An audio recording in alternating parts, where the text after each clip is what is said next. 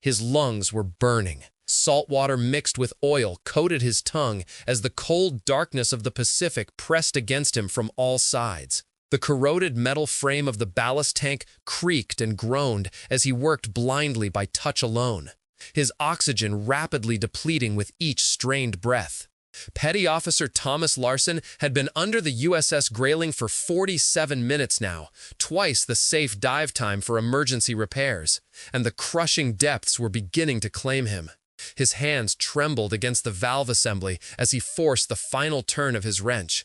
The metal was fighting him, resistant after months of pressure and corrosion. Each movement now felt like pushing through wet cement. Blood vessels were rupturing in his eyes. Nitrogen bubbles had begun forming in his joints, creating a pain like thousands of needles driving into his bones. His vision narrowed to a dim tunnel of light. The diving helmet that had been his lifeline now felt like a prison of brass and glass. 642 souls aboard 6 different submarines would return home because of what he was doing right now, and no one would find his body for 6 decades.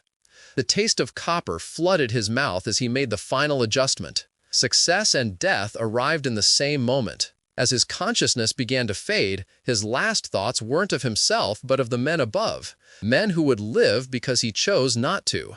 How does a simple diver from Akron, Ohio become the only reason 6 fleet submarines could keep hunting in the Pacific, yet end up forgotten, his sacrifice classified, his heroism erased from naval records?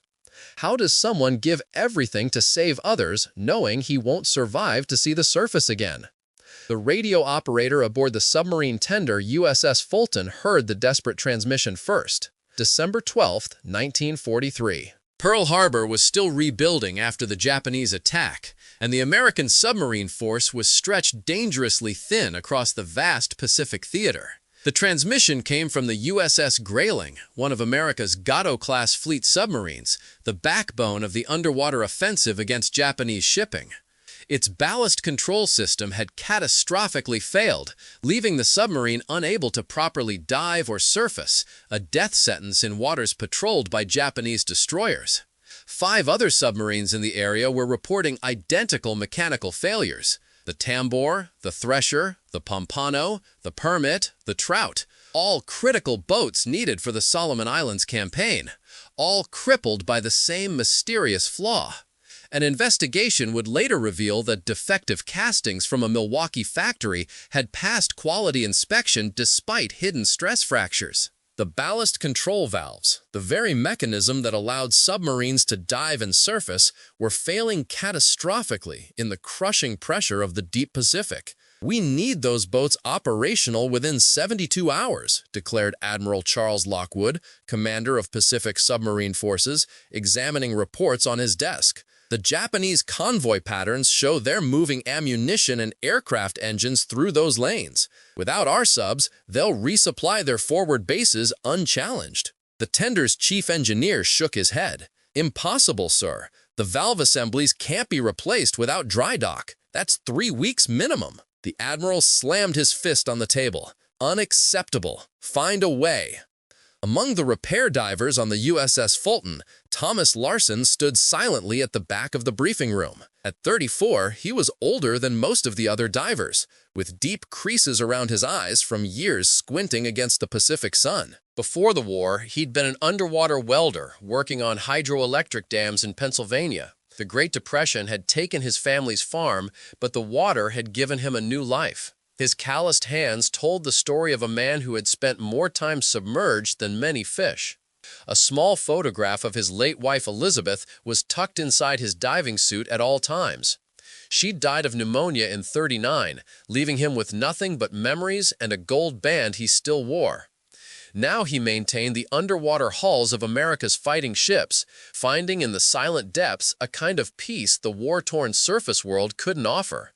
The younger divers called him the Ghost, not because he was pale or quiet, but because he could stay underwater longer than seemed humanly possible. He held the unofficial record on the Fulton for the longest emergency hull repair, 38 minutes at 30 feet, well beyond recommended safety limits. "Sir," Larson said quietly, "there might be a way to reset and reinforce those valves without replacing them." The room turned to him. It would require getting inside the ballast tanks from outside the hull, reseating the valves manually, then applying a temporary steel brace. The chief engineer frowned. That's a suicide mission. You'd need to work inside a pressurized ballast tank with limited air. One mistake and either the tank floods completely or you're trapped inside when the submarine needs to dive. I understand the risks, Larson replied. His voice was steady, but those who knew him could see the slight tightening around his jaw. But those boats need to get back in the fight. What follows is the story of how one man's impossible choice saved not just machines, but the hundreds of sailors who operated them. It's a story that naval authorities kept classified until 2004, when deteriorating documents were finally released. It's a story of how someone can save everyone else and never save himself. The conditions were nearly impossible from the start. The USS Grayling was running on emergency power, wallowing dangerously in 15-foot swells. The submarine couldn't dive to escape the rough surface conditions. Its damaged ballast system was caught in a half-open state, making the boat unstable and prone to rolling unpredictably. The Gatto-class submarines were the backbone of the American underwater fleet. 312 feet of steel Predator, armed with 10 torpedo tubes and deck guns capable of sinking any Japanese vessel unlucky enough to cross their path. But a submarine's true weapon wasn't its torpedoes. It was invisibility. And invisibility required the ability to dive quickly and resurface safely. Without functioning ballast tanks, a submarine became a vulnerable steel coffin, unable to hide from enemy aircraft or surface ships. Each of the stricken submarines represented not just millions in wartime investment, but more importantly, a crew of specially trained men who couldn't easily be replaced. The submarine service had the highest casualty rate of any branch of the American military. Nearly 1 in 5 submariners would not return from the war. Each lost boat meant not just 70-plus dead sailors, but a critical gap in the naval blockade strategy strangling Japan's supply lines. Larson's plan was as brilliant as it was reckless. Traditional repairs required a dry dock and complete disassembly of the ballast system from inside the submarine. His solution would approach the problem from the outside, accessing the tanks through the external flood ports, then working from inside the ballast tanks themselves to reset and reinforce the failing valves. "You'll have 20 minutes of air at that depth," warned Chief Diver Frank Harmon as Larson prepared his gear aboard the tender. The manual says no more than 20. The Mark V diving apparatus was the standard for deep-sea work, a system virtually unchanged since 1916. It consisted of a heavy copper and brass helmet attached to a canvas diving suit with a breastplate. The helmet alone weighed 56 pounds. Air was pumped down through a rubberized hose from compressors on the tender vessel, while a separate lifeline and communication wire allowed the diver to speak with the surface team. The entire system was antiquated by modern standards, but it was reliable technology in an unreliable world. Larson nodded, checking the seals on his Mark V diving helmet. The standard deep-sea diving dress weighed over 200 pounds with its copper helmet, canvas suit, and lead-weighted boots. The weight was necessary to counteract the natural buoyancy of the human body and the air-filled suit, allowing divers to descend and stay at working depth. 20 minutes per dive. "We'll need to make multiple attempts." Harmon looked skeptical. "The calculations show you'd need at least 40 minutes of continuous work to reset those valves. No one can hold their breath that long." "Then I'll have to work faster," Larson said, not looking up as he continued his preparations. His hands moved with quiet efficiency, checking each fitting with the precision of someone who knew his life depended on these details. The submarine service had a saying, "There are no small mistakes underwater." Every loose fitting, every hurried connection could be fatal. Larson knew this better than anyone. He'd recovered the bodies of 3 divers during his career, each one the victim of equipment failure or procedural shortcuts. What Harmon didn't know was that Larson had already decided to modify his diving protocol. Standard procedure required gradual decompression during ascent to prevent the deadly condition known as the bends. Larson planned to bypass those safety measures if necessary, knowing it would likely cause fatal embolisms, but would give him precious extra minutes to complete the repairs. At 0730 hours on December 13th, Larson made his first dive to the grayling. The sea was breaking over the submarine's hull as it rolled in the heavy swells. The morning light barely penetrated the turbid water as he descended along the submarine's black hull. The water temperature was 53 degrees, not freezing, but cold enough to sap strength and mental clarity over time. Even through the thick canvas suit, the chill began to penetrate after the first few minutes. The weight of the ocean pressed against every inch of his body, a constant reminder that humans were never meant to exist in this realm. Sound behaved differently underwater. The rhythmic hiss of his air supply, the metallic clanking of his tools against the hull, the distant muffled throb of the tender's engines above, all created a strange symphony that seemed to come from everywhere and nowhere at once. Many divers found the auditory distortion disorienting, but Larson had learned to interpret the underwater soundscape like a language all its own. Visibility extended barely 6 feet in any direction. The war had stirred up the Pacific, with sunken ships leaking oil and debris clouding once clear waters. The grayling's black hull appeared and disappeared in the murk as Larson made his way toward the external flood ports that would give him access to the ballast system. "I've reached the flood ports," his voice crackled through the communication line to the tender. Beginning inspection. For 17 minutes, Larson examined the external components of the ballast system, his gloved fingers probing the mechanisms that allowed seawater to flood into or be expelled from the tanks. The metal was cold and slick with marine growth. Barnacles had already begun to colonize the hull during the submarine's forced time on the surface. When he resurfaced, his assessment was grim. The valve seats are warped from pressure stress. They'll need to be reground and braced. I'll need to fabricate reinforcement brackets before the next dive. Throughout the day, Larson worked tirelessly in the tender's machine shop, crafting custom steel brackets designed to reinforce the failing valve assemblies.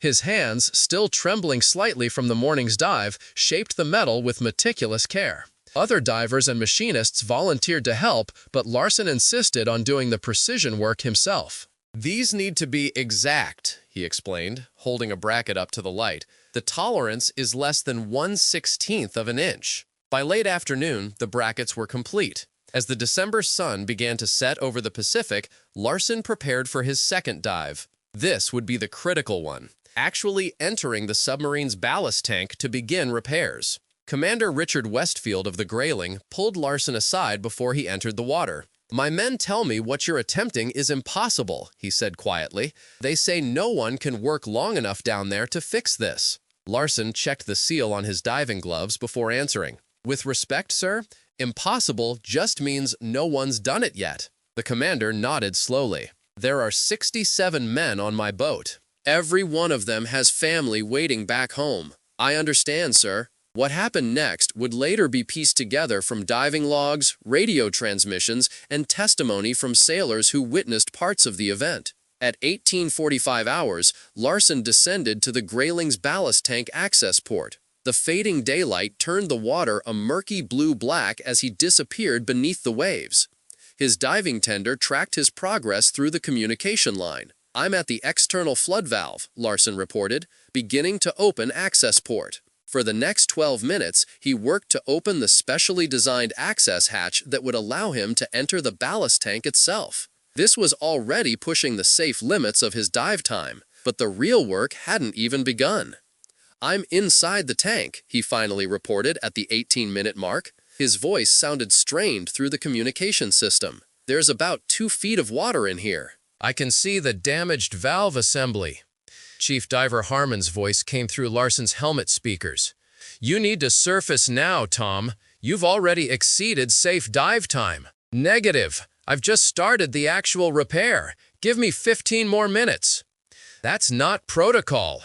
You'll get the bends or worse." There was a pause before Larson responded.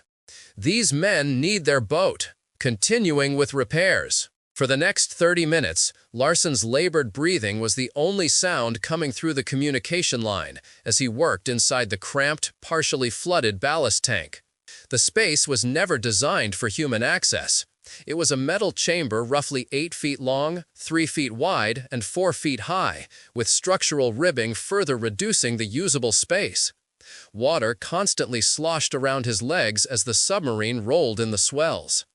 The failing valve assembly was a complex mechanism that controlled the flow of seawater into and out of the ballast tanks. When functioning properly, it allowed the submarine to take on water to dive or expel it to surface. The Milwaukee-manufactured valves had failed because of microscopic stress fractures in the metal castings, invisible during inspection but catastrophic under pressure. Larson's gloved hands worked methodically despite the increasing tremors in his fingers. Early symptoms of nitrogen narcosis, the intoxicating and potentially fatal effect of breathing compressed air at depth for too long. The narcosis began as a slight euphoria, almost like being slightly drunk, but quickly progressed to impaired judgment, hallucinations, and eventually unconsciousness. "Status report, Larson," came the voice of Chief Diver Harmon through the helmet speakers. "Removing valve housing now," Larson replied, his voice noticeably strained. "Need to access the seat." The valve seat, the surface where the valve made contact to form a watertight seal, had warped under pressure. Larson needed to regrind it to create a proper sealing surface, then reinforce it with his custom brackets to prevent future warping. It was delicate work, requiring precision, performed with failing light and increasingly uncooperative hands. Occasionally, he would provide terse updates on his progress. Valve seat reground. Installing first support bracket. Each word cost precious oxygen. The metallic tang of the recycled air in his helmet grew stronger as the scrubbers in his system struggled to remove the carbon dioxide he exhaled. His peripheral vision began to darken, another warning sign that his body was approaching its limits. Second bracket in place. Time became fluid, stretching and compressing in strange ways. Moments of crystal clarity alternated with confused, dreamlike states, where Larson had to fight to remember what he was doing. He found himself thinking of Ohio, of sunshine on Lake Erie, of his wife's laugh, then snapping back to the cold, dark present with a jolt of panic, uncertain how long he'd been drifting. Outside the submarine, the dive tender team was growing increasingly alarmed. The dive supervisor had been checking his watch every 30 seconds, marking how far beyond safe limits Larson had ventured. "He should have been up 20 minutes ago," one tender operator whispered to another. "No one stays down this long." At the 45-minute mark, his communication became noticeably slurred. Finishing, final adjustments. The pressure within Larson's body was dangerously out of balance with the surrounding water. Nitrogen, which normally dissolved safely in the bloodstream, was forming microscopic bubbles in his tissues as the extended exposure at depth allowed more and more gas to saturate his system. These bubbles would expand catastrophically during ascent, causing the excruciating condition known as decompression sickness, the bends, that could lead to paralysis, brain damage, and death.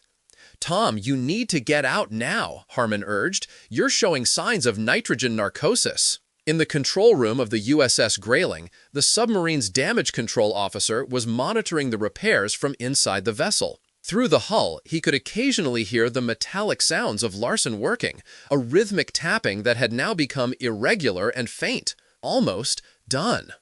Larson's world had narrowed to a single task, completing the installation of the final reinforcement bracket. Everything else, the cold, the pain in his joints, the growing confusion, even his own survival, had been pushed aside. There was only the valve, the bracket, and the knowledge that 67 men above him depended on this repair. 3 minutes later, repairs complete, exiting tank. But extracting himself from the ballast tank proved more difficult than entering. Weakened by extended dive time and the early effects of decompression sickness, Larson struggled to pull himself through the access port. "I'm out," he finally reported at the 52-minute mark, ascending. When they pulled him aboard the tender, Larson was barely conscious. His lips had a bluish tinge, and he was having difficulty moving his left side. Clear signs of decompression sickness already taking hold. The tender's medical officer immediately began treatment, placing him in the recompression chamber to try and reverse the deadly nitrogen bubbles forming in his bloodstream. Despite his condition, Larsen remained focused on the mission. "Did it work?" he asked weakly as they sealed the chamber door. "Can they dive?" The Grayling's executive officer, who had come aboard the tender to check on Larsen's condition, leaned close to the chamber's viewport. "We've tested the ballast system. It's holding. You did it, Chief!" A slight smile crossed Larsen's pale face before he closed his eyes. For 18 hours, the medical team worked to save Larsen's life, gradually decreasing the pressure in the recompression chamber according to treatment tables. But the damage was too severe. He had simply been down too long, ascended too quickly, and the nitrogen bubbles had caused extensive damage to his tissues and nervous system. Thomas Larsen died at 14:23 hours on December 14, 1943. The repair technique he pioneered, however, lived on. Using Larsen's custom-designed brackets and the procedure he had developed, dive teams were able to repair the 5 other stricken submarines within the 72-hour window demanded by Admiral Lockwood. The USS Tambor, USS Thresher, USS Pompano, USS Permit, and USS Trout, along with the USS Grayling, returned to patrol duties before the critical Japanese supply convoy arrived. Together, those 6 submarines sank 27 Japanese transport ships and 4 destroyers over the next 3 months, cutting off vital supplies to enemy garrisons in the Solomon Islands and helping turn the tide in the Pacific theater. But the story of the man who made those victories possible was classified. Official records listed Larsen's death as diving accident during routine maintenance operations. The true nature of his sacrifice remained hidden in sealed naval archives. Lieutenant James Harker, who assisted with the subsequent repairs on the other submarines, later wrote in a private letter, "I believe they classified it because they didn't want to admit they had asked a man to do something they knew would kill him. Or perhaps they worried other divers would refuse similar orders if they knew the full risk." Whatever the reason, a hero was buried twice, once at sea and once in paperwork. The American submarine offensive in the Pacific would prove decisive in the war against Japan. By 1945, U.S. submarines had destroyed over 50% of all Japanese merchant shipping, effectively cutting off the resource-poor island nation from the raw materials needed to continue the war. The 6 submarines that Thomas Larsen saved would account for 84 confirmed enemy vessels sunk by the end of the war. The submarine war was a brutal, unforgiving campaign, fought largely in silence and secrecy. Unlike the dramatic aircraft carrier battles or island invasions that dominated newspaper headlines, submarine warfare happened in the dark, quiet depths, where victory was measured in tonnage charts and supply shortages. American submarines created an underwater blockade that systematically strangled Japan's war machine, preventing oil from Indonesia, rubber from Malaya, and rice from Indochina from reaching the home islands. The Japanese merchant marine started the war with 6 million tons of shipping. By August 1945, they had lost 4.5 million tons, the majority to submarine attacks. Each freighter sunk meant factories without raw materials, troops without ammunition, civilians without food. This silent strangulation was perhaps more decisive than any single battle in bringing Japan to surrender. The submarine service paid a heavy price for these victories.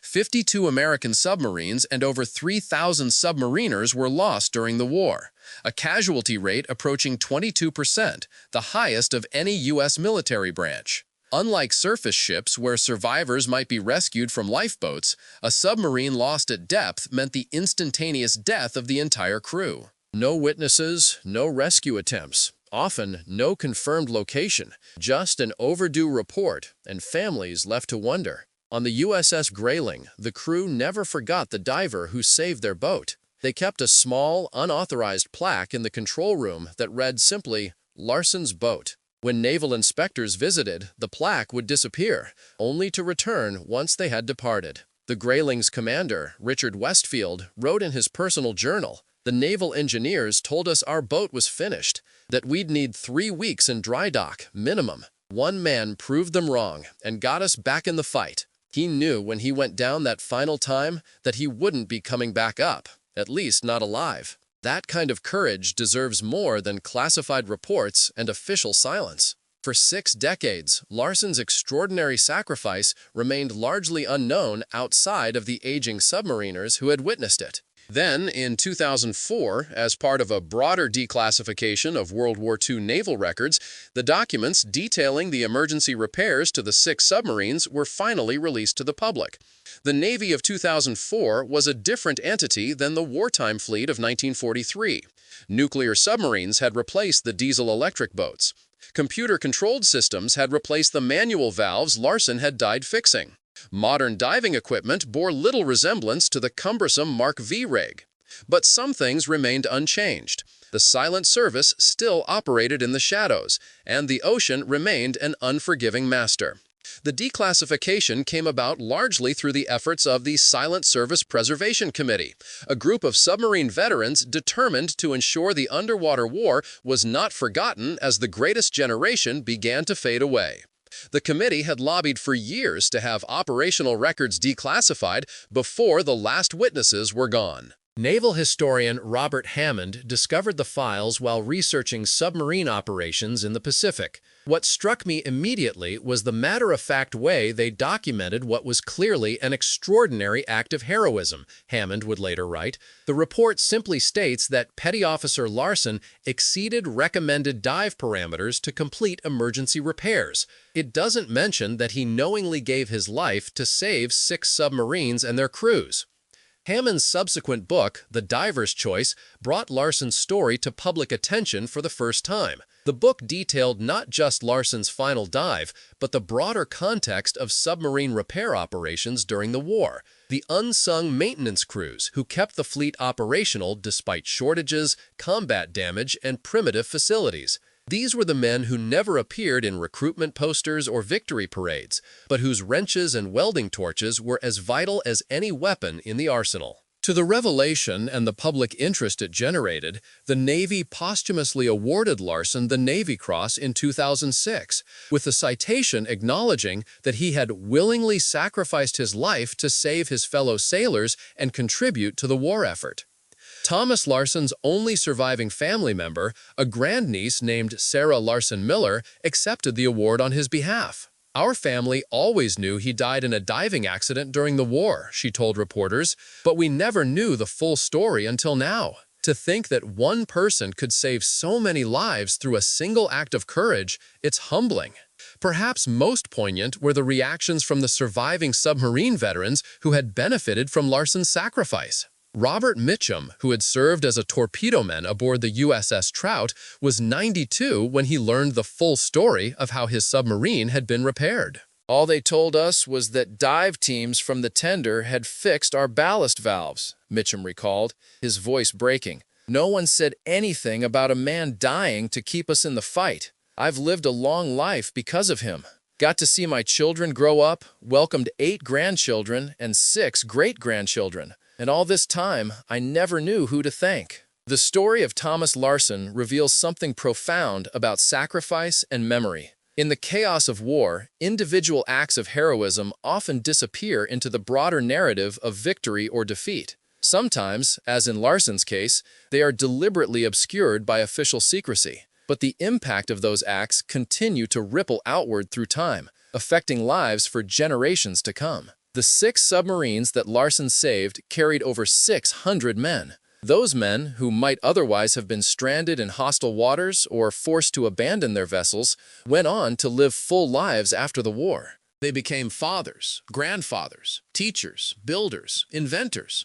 The family trees that might have been cut short in the Pacific in 1943 instead flourished, branching into thousands of lives across the decades. One of those saved submariners was radioman James Cornell of the USS Trout. After the war, Cornell returned to his hometown of Burlington, Vermont, where he opened an electronics shop that specialized in early television repair.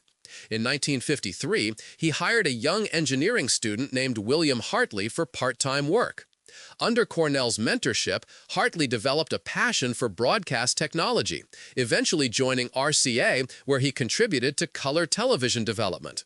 In 1966, Hartley was part of the team that created the broadcast systems used to televise the Apollo moon missions to millions of viewers worldwide.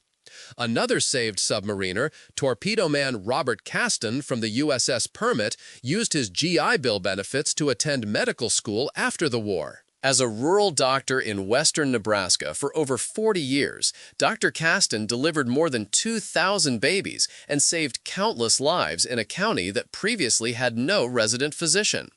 One of those babies he delivered in 1961 grew up to become a trauma surgeon who treated victims of the Oklahoma City bombing in 1995. And what of the man who made that possible? Thomas Larson had no children of his own. When he died at 34 beneath the rolling Pacific waves, his personal future died with him.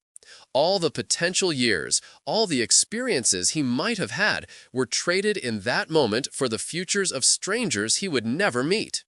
The philosopher William James once wrote that the ultimate measure of a life is not its duration, but its donation. By that standard, few have given more completely than the diver who entered the cold waters on that December day, fully aware that he was crossing a threshold from which there would likely be no return. Today, at the submarine base in Pearl Harbor, a small museum display contains Larson's diving helmet, recovered from the tender's equipment locker during a base renovation in 2010. Next to it is a simple photograph of a man squinting slightly in the Hawaiian sun, his features unremarkable except for the quiet determination in his eyes. Visitors often pass by without noticing this modest exhibit, drawn instead to the more dramatic displays of torpedo tubes and periscopes. But occasionally, someone will stop and read the small placard beneath the helmet. It contains a quote from Larson's last letter home, written the night before his final dive. "The work we do here matters. Every ship we keep in the fight brings this war closer to ending. Sometimes I think about all the men on these boats, how each one carries pieces of home with them, photographs, children's drawings, lucky charms. My job is to make sure those pieces of home get back where they belong." What compels a person to give everything for others? Perhaps it's a calculation made in the quiet moments between breaths, a recognition that one life might serve as the bridge by which many others cross safely over troubled waters. In the technical language of diving, there is a point of no return, a depth and duration beyond which the body absorbs too much nitrogen to safely return to the surface. Divers are trained to recognize this threshold and never cross it. Thomas Larson crossed it deliberately, turning his final dive into a one-way journey that would save 6 submarine crews but claim his life in exchange. The naval engineer who investigated the repaired ballast systems would later write in his report, "The precision of the work is remarkable considering the conditions under which it was performed." The reinforcement brackets show evidence of exceptional craftsmanship, especially given they were fabricated with limited resources aboard a tender. It is the opinion of this investigator that no adequate replacement procedure exists that could have been implemented within the operational time frame required. In simpler terms, what Larson did couldn't have been done any other way, at least not in time to matter. The USS Grayling went on to patrol the waters off the Philippines, sinking the Japanese transport Nanrei Maru and damaging the Manila Maru before returning to Pearl Harbor for routine maintenance. The Tombor disrupted Japanese supply lines to New Guinea. The Thresher sank the heavy cruiser Ashigara in the Java Sea. The Pompano infiltrated Japanese home waters to lay mines outside major ports.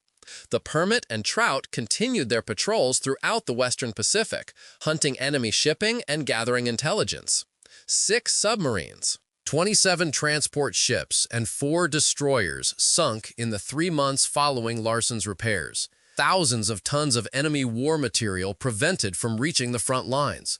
Hundreds of American sailors returned safely to port because their boats could properly dive and surface again. All because one diver decided that some missions are worth the ultimate cost. In 2018, during a memorial service marking the 75th anniversary of Larson's death, a former submarine commander offered perhaps the most fitting tribute. In naval tradition, we say that a submarine and its crew are always on eternal patrol. Thomas Larson ensured that 6 crews could continue their patrols in this world. In doing so, he began his own eternal patrol beneath the waters he worked so hard to help us navigate. How does someone become the reason hundreds of others survived and end up alone in the dark? The answer lies, perhaps, in the nature of true heroism. Not the momentary courage that flares brightly before witnesses, but the quiet, resolute decision made in isolation, knowing that success means no one will ever fully understand what it cost.